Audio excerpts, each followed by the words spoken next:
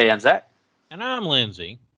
and this is our first impressions of The Last of Us Part 2. So, as always, with our first impressions, we only get to play the game for 2 hours and can't talk to each other until this video.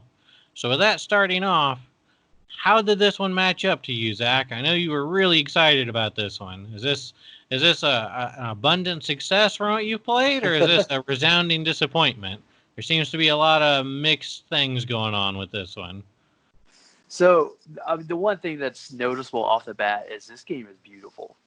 I mean, it is like it's the prettiest game I've ever played. Um, I definitely now, have to agree with you there. Like, yeah, playing this game feels like I'm already playing a PlayStation 5. Like, yeah, the facial animations are amazing, the lighting effects are amazing, the texturing is amazing. This is probably one of the most well-created environments in a video game I've ever seen. The Last of Us, yeah, the first one, was visually impressive on the PlayStation 3, and The Last of Us Part 2 is really showing what the PlayStation 4 is truly capable of. yeah. And we'll keep this spoiler free as possible because there are at least a few moments that they're not big, but they are like special. Or well, how do you feel? Like, I guess at the very beginning with the guitar. Like, do you think So, that would be that's a I mean, we can definitely talk about some minor points in that. Like I said, it's only 2 hours of playing in the game. Um, and the first little bit of that is almost like a little recap. Uh, Joel is yeah, telling a story to his brother to essentially recap the ending events of The Last of Us Part 1, which I thought was a really cool way to kind of like show what happened in that game, but still have it be relevant to what's happening in this game. Um, yeah, and he pretty much starts off by saying, like he doesn't know if Ellie knows what he really did or not, yeah, but she hasn't really said anything to him. And starting off with that, like I kind of feel like she's been a bit mean to him in all of this. Like, I take it she does know and kind of hates him for it. Like, is yeah, that the vibe you were getting from this? yeah. Especially with, like, how The Last of Us ended. How she was kind of like, I know you're lying, but okay, like I'm just gonna go with you, and that's how that game ended, and it was like super powerful. I guess the spoilers for The Last of Us 1, but if you're listening to this, I'm sure you played the first one. Yeah. And so that definitely carries over. And so I'm really curious to see how that plays out. And then, like, the new characters they've introduced too are like, oh, it feels It feels good. very And fleshed out. Like, these yeah, people, you just kind of jump in the middle of this situation, and these are all actual people. Like, they're doing and reacting to events that are happening all around them. Like, it feels just like, an everyday kind of thing. yeah. Like when you were walking through Jackson, I think you were with, I believe it was Jesse going to talk to Maria about that Seth guy that you had like got into an argument with. Yeah. And when you opened the door to go into the bar, I was stunned. I stopped. I'm like, this is incredible. Like the lighting change. There's Mhm. tons of people, and they're all like the sound was just like, oh my god, this is Well, it's just incredible. they definitely nailed the town. Like, I was kind of looking at all the stuff going on in the town as you were going to it.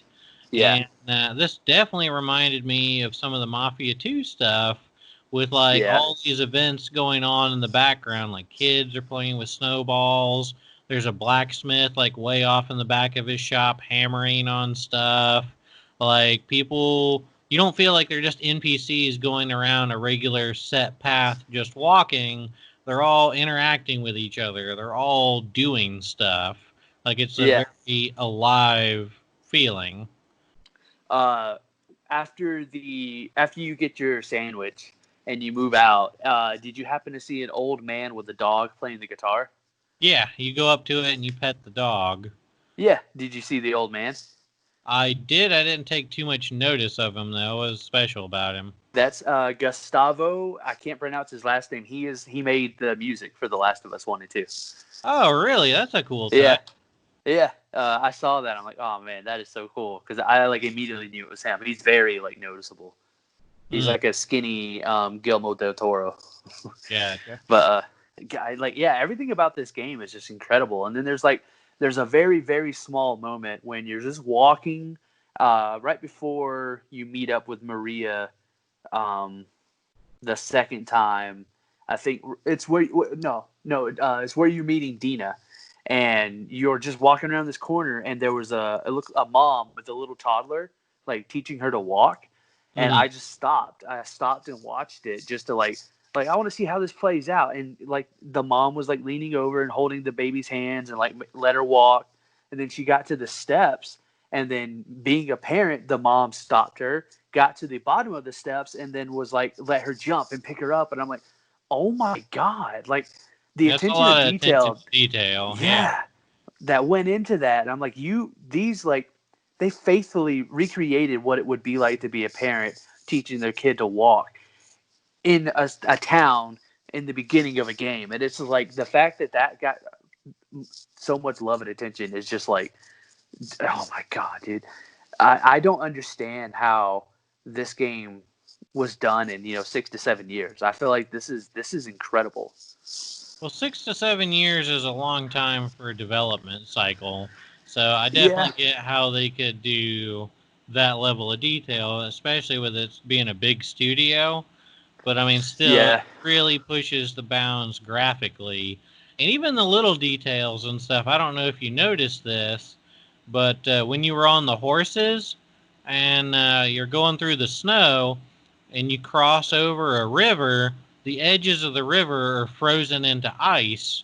And when the horses step on it, it breaks the ice off and starts drifting down.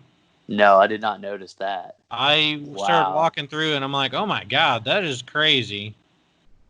So, Yeah, a lot of that is detail. something. Yeah, the attention of detail, the just the graphics of this, the performance of it is awesome. Like, I had no like glitches or tears, anything crazy like that. I will say that my PlayStation 4 sounds like it's about to explode, and it makes me really uncomfortable. It's definitely time for next gen to hit here because I don't think we can get much better than this without it, like our PS4 taking off into outer space. Yeah, I definitely agree with that. So, I definitely feel like a lot of time and effort's been put into this game. The graphics are definitely far and above beyond even what I've seen in like Red Dead. This is definitely taking it to like Yeah. a next level of fidelity. What are your thoughts on the story and characters in this? So there was some moments with Joel and Ellie in the very beginning that I was kind of like, I don't, I don't know how to, I don't know if it's a spoiler or not because it's really not. It's the very beginning of the game. I don't like how much of a dad Joel has become because, and like I've just played, The Last of Us Remastered, and Yeah. he does some messed up stuff in that game. And to see him like when Ellie is, I don't know, she's not doing homework, but I don't know, she was drawing, I think. And he came in there and how he had his shirt tucked in and his pants up, and he kind of was like, he looked like a dad. I'm like, no, you're supposed to be a murderer, like you've killed hundreds of people in the previous game, and then all of a sudden you're like, I don't know, it felt weird that he was kind of like he was like, I don't know how to explain it, but.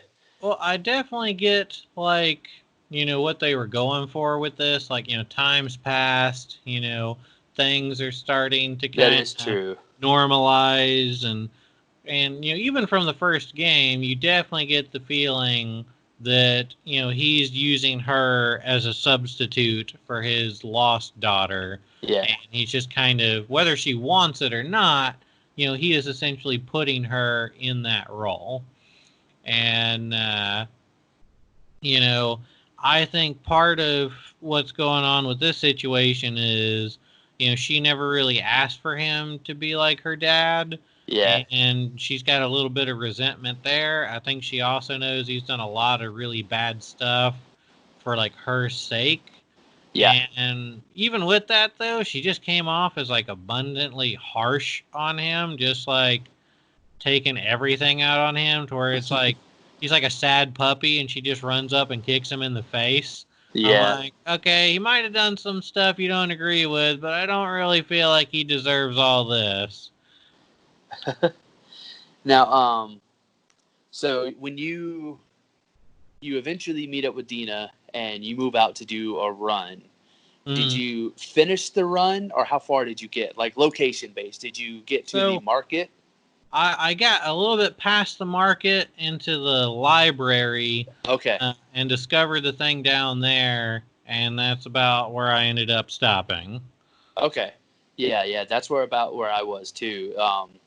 So the library was fine. The market though, I That was liked how intense. quickly it gets scary. It Yeah. was like, oh, wait. It was that it really intense, and the lighting and the graphics definitely play a part. Oh yeah. I mean, it is insane. Like the level of fidelity that they have in that, because like you can be going through and there's just like a little bit of light shining through, and the way it hits some of the dust particles in the air. I mean, it looks very good. Um, Yeah. and I feel like they have a bit of ray tracing in here too, because if you walk by, or is some kind of lighting magic they've pulled off with this. Because if you walk by and you look at where the light is hitting, it will kind of reflect and adjust like almost the amount of light you're taking in from everything else and kind of wash everything else out. So Yeah. they uh, they have done some very good stuff with the lighting stuff. I guess getting back onto the story elements of it though, like I said, it feels a very very lived in area. I feel like probably one of the least developed characters in all of this though that I've played so far is probably Ellie. Like Yeah. like everyone else seems to have like their own personalities, and you can kind of tell where people are going, and you can kind of relate to some people. Ellie kind of comes off as like a jerk and kind of muted with everyone. Like they're like, "Hey, let's do this. Let's hang out. Let's do this." She's like, "Okay." That's like her Yeah. your answer for everything. Okay. I'm like, It's definitely playing on the like teenage angst, I guess. Because if you like looked in her room, like the posters she has and stuff, so I guess that's what they're going for. It's kind of the angry, rebellious teenager. yeah, I guess. Like to me, it feels odd. Like the so far I pretty much like every other character except for Ellie. She's like probably going to be the main character. Yeah. From the trailers, yeah, that's I just she's definitely I don't know. It's weird going from her being like the well, I guess even in The Last of Us Remastered, she was a young girl, but she understood what was going on, and like Yeah. she was mature. So now it's kind of like oh okay, the character growth isn't noticeable, even though it's been 4 years, which is a little odd. Yeah. But I mean, this is a 20+ hour game. Is and honestly, I feel like this is just the prologue. Oh Like this is yeah. just the like getting you into stuff before things start escalating, and so it is very much it's I guess like with the first Last of Us, they had that the opening that was hidden. No one knew about that, but that one was like maybe 5 minutes long. Now I definitely feel like this is setting everything up, and like I said, I haven't played through enough of it to figure this out or not, but just from some of the marketing aspects, I definitely feel like, she is kind of being a jerk to Joel.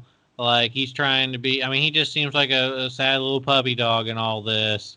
And you start playing as like another group that I'm assuming is hunting for Joel. Um, and they're real close in that area. I'm going to guess that they either end up kidnapping him or killing him, and then the whole rest of the quest is her trying to either save him or avenge him. Because in all the marketing, you don't really see a lot of Joel in any of this stuff. It's all pretty much Ellie. I mean, she's pretty much the face of The Last of Us in this. He's not really in it as much. So he's Yeah. either dead or he's either captured, and she's like doing a reverse princess quest. Yeah. What was the Abby? I think is who you played as. She had the cap on and stuff, and you were kind of like going through. You were with, can't remember his name, but he showed you the city, and yeah, the little group of ragtag people stuff. So yeah, it's an interesting arc that I'm definitely like looking forward to see like what the hell is this? What are you doing with this? Yeah. But overall, like I said, I'm pretty impressed with the game. I think the graphics are the standout of it so far. I think the environments and the storytelling they've done so far is exceptional. I do have like a couple slight problems with the character development of Ellie. I feel like she's maybe gone back a couple steps, and it's just kind of a jerk right now. I'm assuming that's to set up a dynamic between her and Joel, and then like she redeems herself is what I'm guessing they're going for. But we'll have to play a little bit more of it to just explore that option and see how it ends up developing. Yeah, I agree. I'm definitely really impressed by the graphics, which I was not surprised by. The characters, the voice acting, even the writing is like, oh man, you guys is pretty good. It feels believable. It feels like a real world that you're in and not just a video game that you're playing. Yeah. The combat is a huge improvement over the first one. I like how like visceral it feels. Okay, I definitely have to make a note about the combat in this one. Like the not even the clickers, but the regular zombies in this, like especially when it comes to melee combat, when you're dealing with multiples of them, you Yeah. feel like incredibly overpowered. Yeah. Like I remember being able to take out some of them with some melee weapons in the first one, and maybe you just have real crappy melee weapons in this one, but they don't last but maybe one or two zombies, and you can get overrun incredibly quickly in this one. Yeah, I guess that might have been a thing they noticed in the first one, and we're like, yeah, we want you to feel powerless, and so we're you can't get a weapon and then just use it over and over again. So yeah, I definitely noticed that too. I do, however, enjoy that you have the butterfly knife like all the time. Yeah. And so like for the clickers, you can stealth kill them without having to like craft a shiv and stuff, which I was like, yes, that good decision there. One thing I did think was kind of funny too. There's a lot of hidden objects and stuff everywhere, Yeah. and so I'm constantly exploring, looking for stuff. And there's one part where I found a door, and the door was locked. And I'm Yeah. like, now wait a second. Like in the first game, you could use the knife as a shiv to open unlocked or locked doors. Yeah. Like you forgot how to do that? I remember you can do that. Did you not get the door open? No, it said locked and it wouldn't let me open it. Did you see? Okay, so you know what I did? I What's found that? a brick on the floor and I broke the window and climbed through. No, this was in the supermarket. Oh, the supermarket. Okay. There was a door in there that was locked, and you literally can't open it. I mean, there's what was it in the library? You have to there's another locked door, and it's like you have to throw a brick through it. Yeah. And like I get that, but in that situation as well, why can't you use your knife to open it? Like you Yeah. could in the first game.